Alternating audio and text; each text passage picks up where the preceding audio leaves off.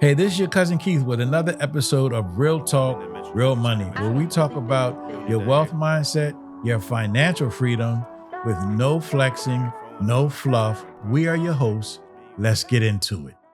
Welcome back to Real Talk, Real Money.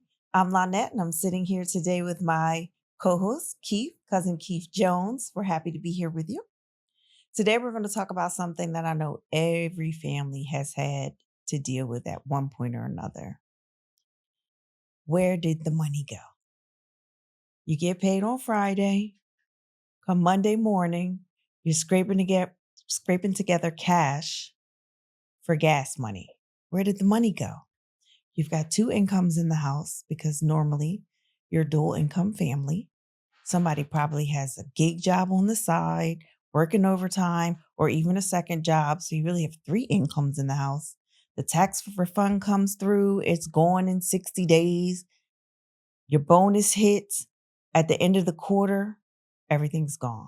You come to the end of the month, it's time to pay your monthly bills, and you're thinking, where did the money go? It's all gone. So we're going to talk today about the stress that's caused by that lack of income and the leaks. We're going to hit on the leaks that cause you not to have the income that you think you have. We're going to talk about the credit leaks, the debt leaks, the protection leaks, the ownership leaks, and the legacy leaks. I'm with you. So we're gonna really hit really home on the fact that your money doesn't have a mission. Everything has to be tied to something. Like look at like how a family. How do you make money and still be broke? Mhm. Like you just said, Friday, you get paid, Monday, you're broke. Nothing seems to have an assignment. So all your money has to have an assignment. It's assigned somewhere, but it ain't never assigned to where it is that you want to go. It's All true. right. So let's just do like we do at home. We sitting around talking on our computers, having our parallel time, whether it's at the kitchen table, sitting on the sofa in that recliner with my feet kicked back. I got my laptop in my lap, trying to watch the big screen, watching the game, having a conversation, and like just really like just dig in on why you think that that's a problem. All right. So, like you said, we're gonna talk about the leaks, right? So, all right. Well, what's your first? Where you think the first leak is? I think one of the biggest leaks is the credit leak. Um, you get taxed through higher payments when you have lower credit. You pay higher insurance for things like cars. When you have a lower credit, you pay for bigger deposits when your credit's lower. You have fewer options for money management systems, and it gives you less leverage having that lower credit score. We don't think about how we lose money because we have to pay more money for the things that we need every day. Do you ever think about when we had the conversations, especially a family conversation about credit, Mhm. right? Like when you have to go to no knock against nobody, but you got to go to rent a center. Mhm. One And of I the first lessons I learned when I got into the insurance industry, I'm sitting down talking to a guy. We're talking about helping people formulate their income plans, and he said, "Keith, I want you to remember something. Poor people pay twice." I said, "What you mean, poor people pay twice?" He said, "So if I go out and buy some furniture, we'll just go in and pay cash." He said, "By the time you go to rent a center, errands, those type of places, then you end up paying double what it costs. So therefore, you're doing that because basically you may have a credit issue to say, what do I do? So now I gotta, what's that? Buy here, pay here, whatever that type of thing is. So you extend yourself. So one of the things that we do, and I say, shout out to my own businesses, KJ Financial Group and Capital Keys, is the first thing we do is we take an exam of what that credit looks like because you need credit. Credit is king. We live in a system, and in that system, how the system works, you need to understand how it is what you do. And we have that I got to have it now mentality rather than waiting till you can afford to have those things. absolutely, I talk to my family all the time about being patient about the things you're going to have in life. The holidays come around and there's all the sales. You don't pay for 6 months or buy it now, and you don't have any interest for a year. And you get into the year and now, you got daycare, and then it's summer, you send the kids to camp, and then it's time for Christmas again. It never becomes a priority. And when that interest hits in that Mhm. year, and it's Mhm. compounded interest, you can't get in front of it. You started out behind. You're not going to get ahead now because you waited the year. I explained them, just wait. If you've been sitting on the couch long enough for you to need a new couch, then save up the money over a couple of months and buy the couch cash. It's just a couch. Exactly. And you're going to go through a cycle where you're going to keep replacing these things. So again, where's the money assigned? So you got paid on Friday. I'm going to keep going. That you got paid on Friday. What did you do? You went out and said, "Oh, I'm going to go get that," or "I'm going to go charge that," or "All right, but what about like where's the family going? Where are you staring at?" My mom always said, "Your children won't do what you say; they do what they see." Hmm. Now, some of that's true because my parents were both savers, right?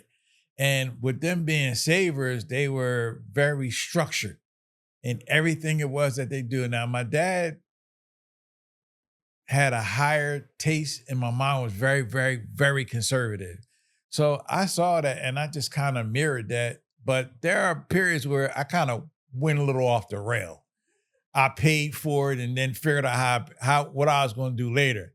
Yo, that's a bad, bad, bad, bad, bad move, right? So for you, like, how did you do that? Like, what was the values that your family had? Because oftentimes we're having these conversations, we learn that we had two different systems. We come from two different systems in our household. My mom never believed in spending like that. I remember my mom had like an 820 credit score. I was like, I didn't know you could get an 800 credit score, right? She wouldn't pay for those. She would pay them at the end of the month when the bill came in. She paid it right away. So that was just like embedded in me to really do that. So when I'm having conversations outside of my family, then most people didn't move that way. So when we're having those conversations, like what was your take on that? Like for Yeah. y'all So growing up? I was raised by a spender. Both of my parents were spenders. Right. Um, Two of my three grandparents were spenders. And as I was coming up, that I came up in the early days of the charge card. They weren't credit cards, like store cards. We had a Sears card, a Penny's card, Macy's wasn't even open yet.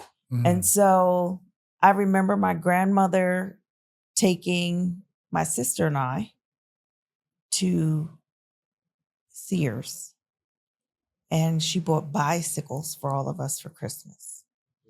And we came home with 12 bicycles.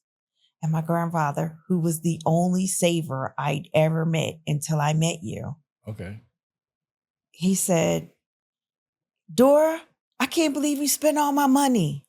And I said, "Papa, she didn't spend all your money. She just gave him a card." I must have been 4 years old. I didn't know. You just give him the card. So I come from spenders. Okay. Um, and I come from a line of credit respecting people. So although they did spend, they respected how the line of credit worked and how it played into your monthly finances and your weekly steps that lead up to your monthly and quarterly finances.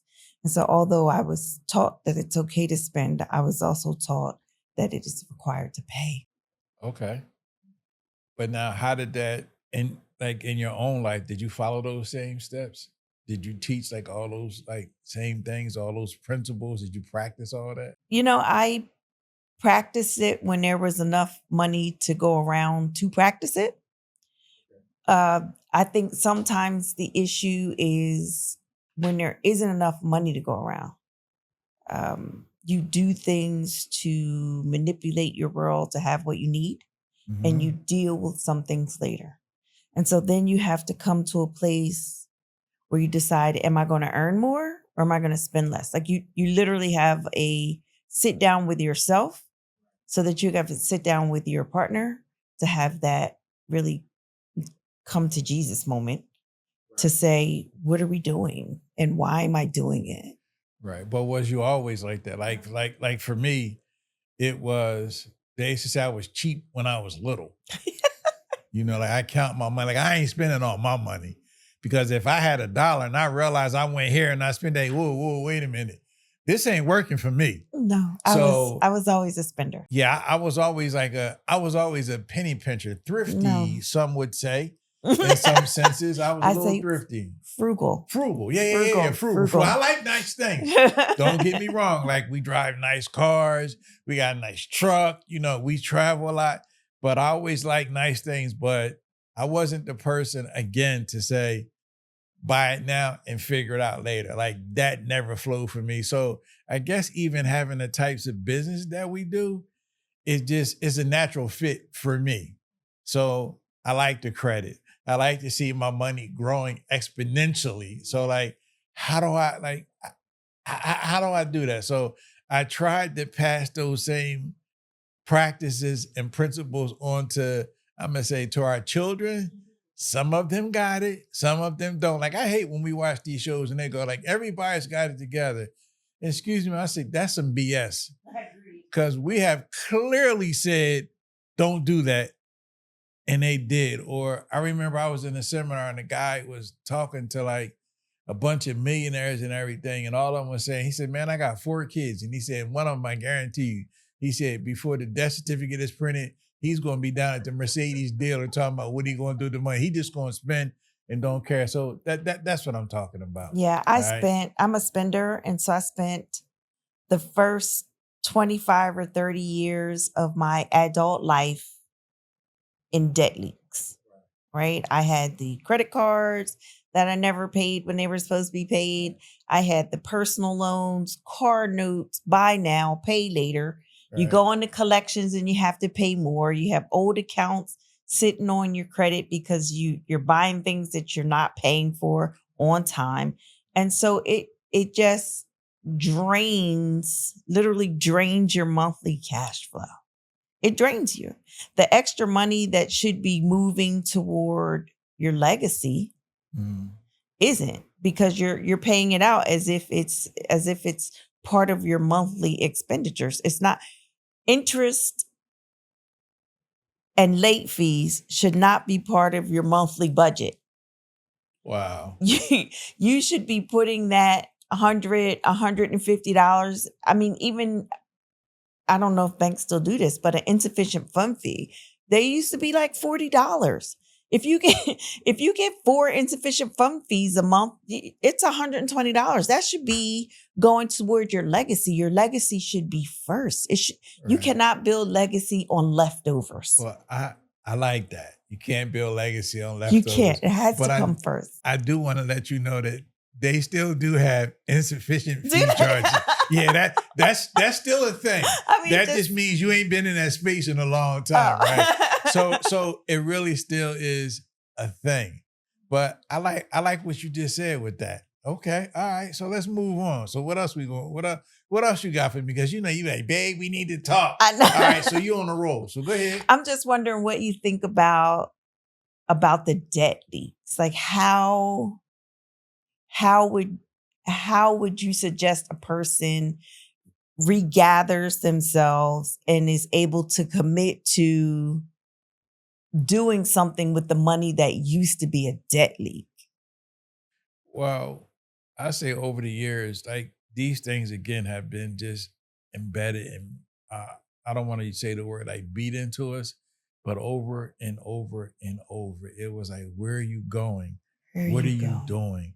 So as an individual, I needed to know where my money was going so that I could see it and track it. So I go back to I gotta have good credit. All right. So now that I got good credit, now what am I going to do? Like I go back to the last time we were talking on this when I wanted to buy something and my father said, no, you can't afford that. Like your money should be working for you. Like I didn't say like don't have the nice car, but why not own a property and let that property pay for that car? Mhm. You know, why not own another property and let that property pay for the property that you live in? So how do I deal with the debt? I think again, it's a wealth reset. So you got to just keep resetting because oftentimes, even I learned with our children, when they have conversations with their other friends, you're looking for somebody to co-sign your madness. Yeah, well, my girl, so and so and so and so, she said so. Now you're gonna listen to her, right? Like she don't have a clue. So when you say like, what do I do with the debt? It's always like, let's sit down and you know what, real talk. Show it to me in paper. Show it to me in black and white because the math don't math. It's gotta all add up. So again, I would never tell somebody not to have a nice car, not to have the nice house. I'm not telling you not to have that, but be in a position where you have the things and the things don't have you. So Mhm. debt, I don't know, you hear the argument, good debt, bad debt.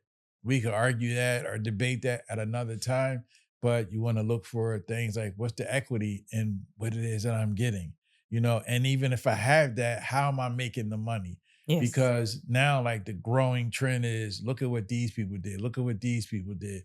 And the reality is that's not the world that most of us live in. Most of us live in a place where we're either coming up like middle class and you're trying to struggle to stay where you're at, or you're poor and you're trying to break that cycle.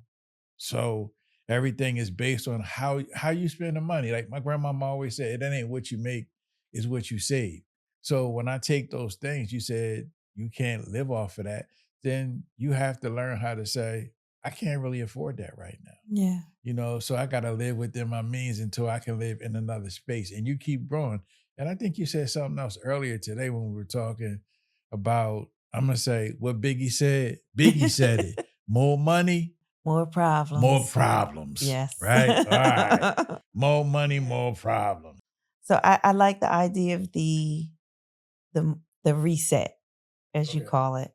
So at Capital Keys, I know that we sit down with people and we don't just create a budget, right? Because in theory, you have $100 and electric bill's $20. You have Right. to pay the electric bill first. Right. But that a real reset to give your money an assignment, as you called it, Right. so that you know when that money comes, this is what I'm doing with it.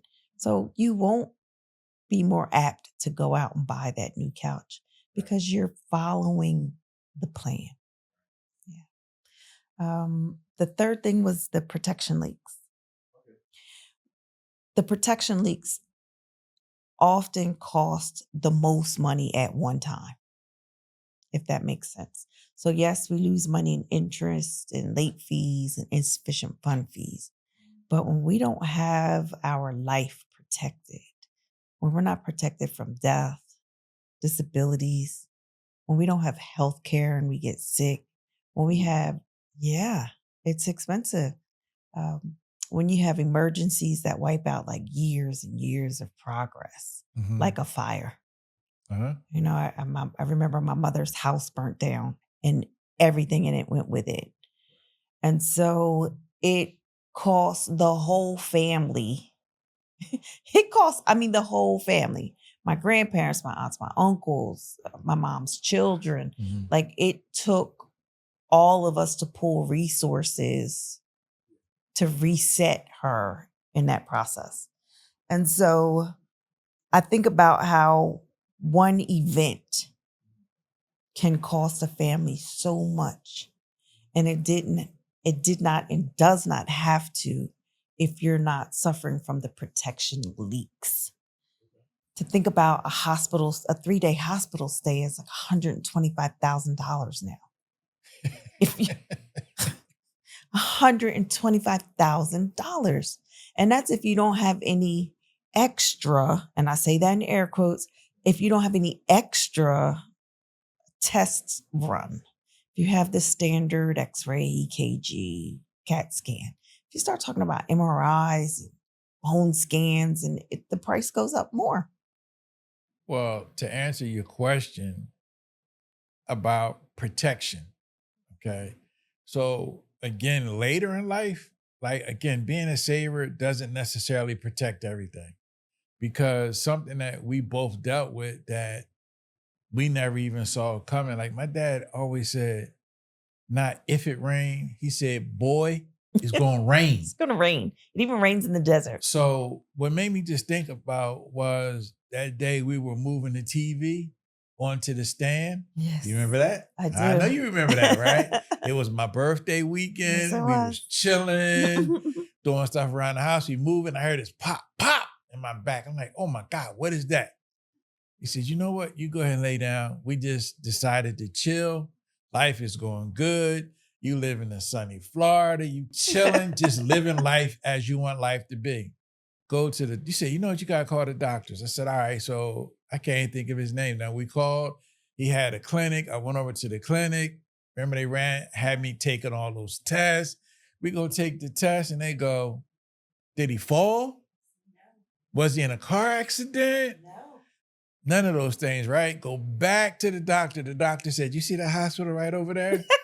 I was like, yeah, what's up? He said, don't go any further than that. Don't go any further than that, right? You go right over there. Get to the hospital. Long story short, they run all these tests. Like you said, they run all these tests and they go, Mr. Jones, you have multiple myeloma. I looked him in his face. The doctor in his face said, what's that? What's that?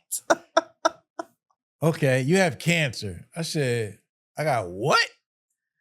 Now, when you say about the thing that happened, you're right. Like, that's how I felt. Like, I just cracked out.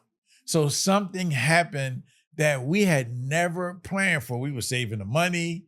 We were making great money, running businesses and everything. Never calculated that. Now, I'm in an industry where you teach people those things. However, having those insurances in place, now you have what's called a living benefit. Yes. Right. So now something catastrophic has happened in your life. So now where do I pull that money from? Because now we had to replace that income. Yes. How do we replace that income? Now there's something in place because you was counting on 2 incomes. 3 actually. To pay that mortgage. Yeah. So to pay those car notes, to keep affording that lifestyle. So how you protect it, I believe through having things in like, I'm a big promoter of IULs, not because of what it is, it's because of what it does. Yes. Okay.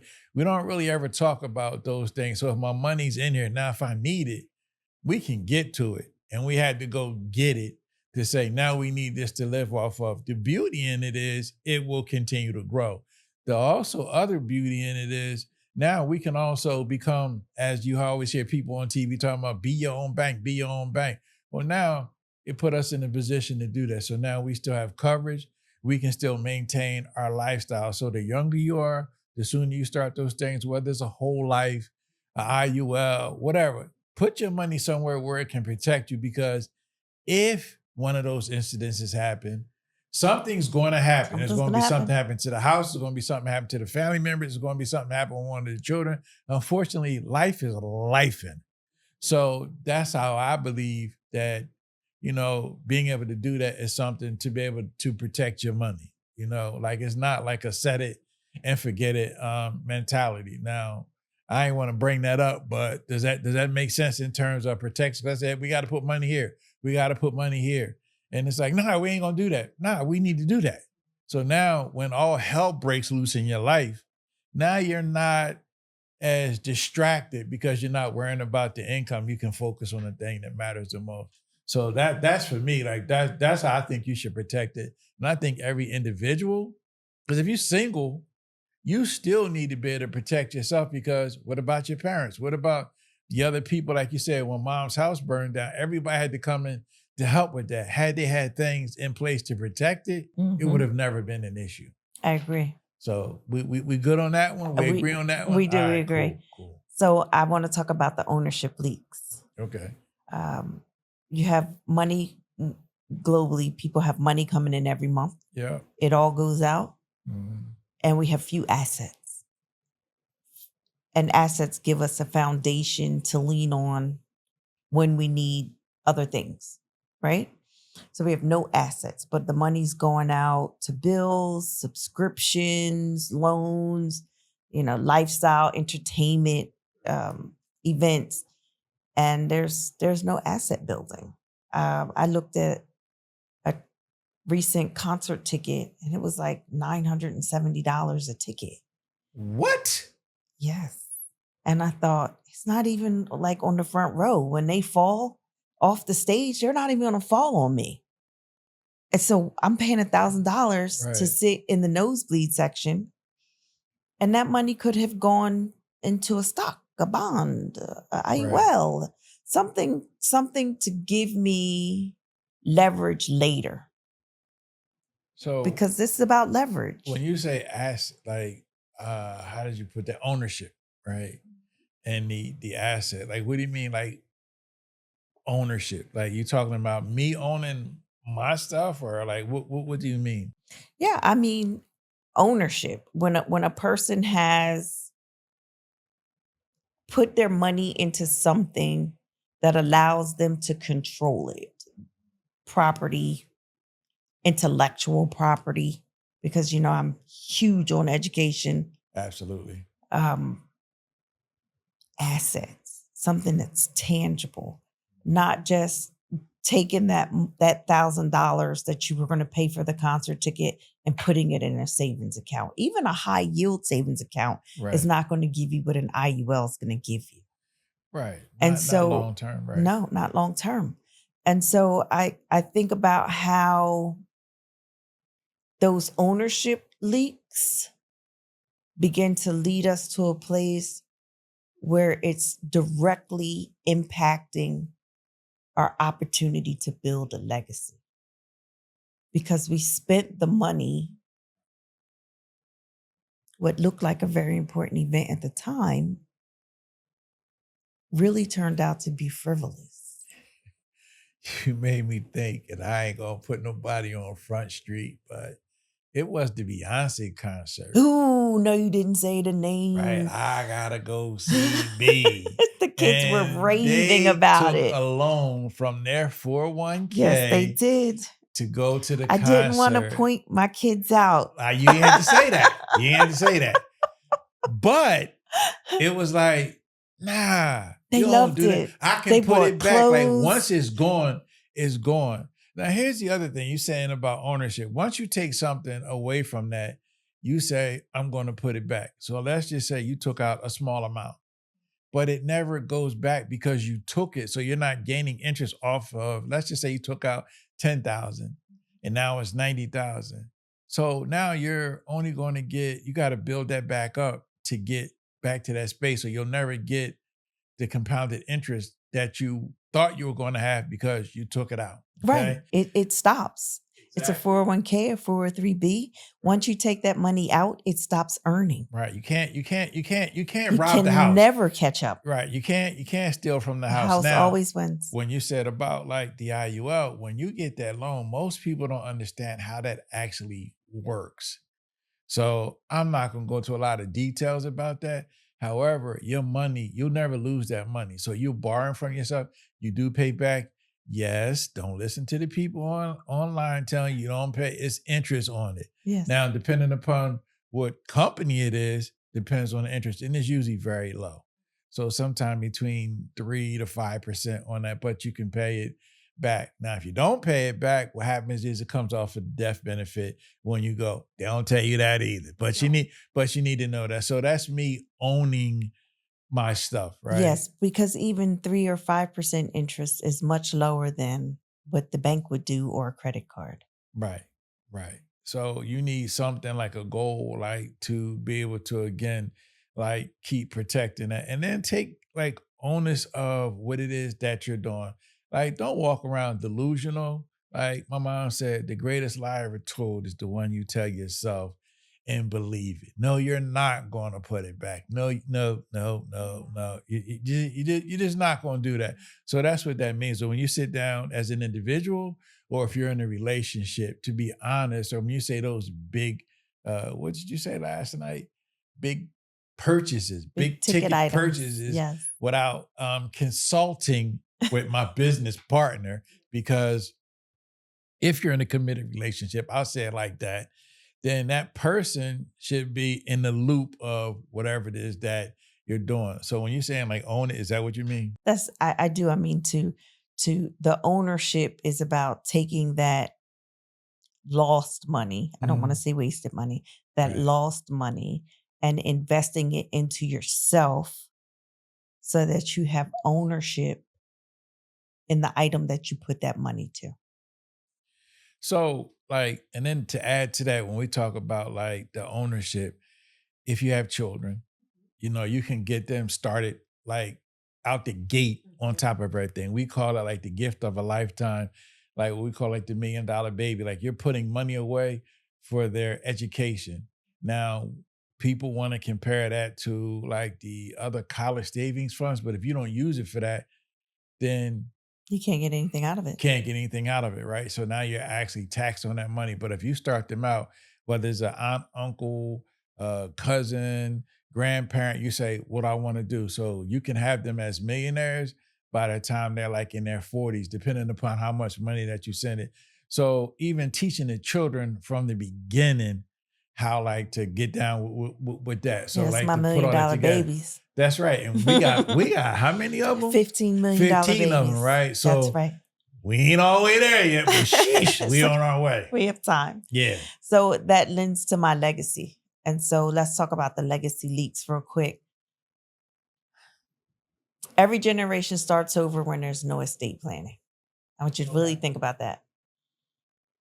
If I have 5 years of generational wealth to stand on, and I don't create a plan for my children have to start all over again.